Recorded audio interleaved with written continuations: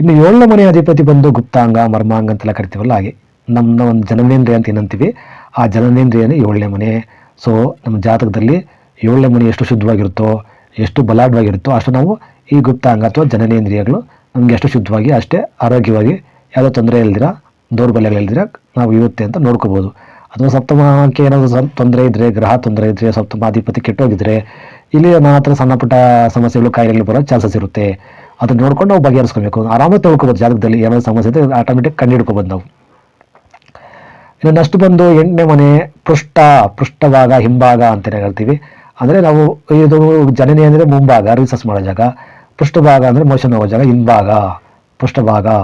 So ಇಲ್ಲಿ ಅಷ್ಟೇ, ನಮಗೆ ಏನಾದರೂ ಪೈಲ್ಸ್ ಎಲ್ಲ ಬರುತ್ತಲ್ಲ, ಇದೇ ಮನೆಯಿಂದ ನೋಡ್ಬೇಕಾಗಿರೋದು ನಾವು. ಯಾರಿಗಾದರೂ ಪೈಲ್ ಸಮಸ್ಯೆ ಬರೆದ್ರೆ 8ನೇ ಮನೆ ಕೆಟ್ಟಿರುತ್ತೆ ಅಂತ ಲೆಕ್ಕ.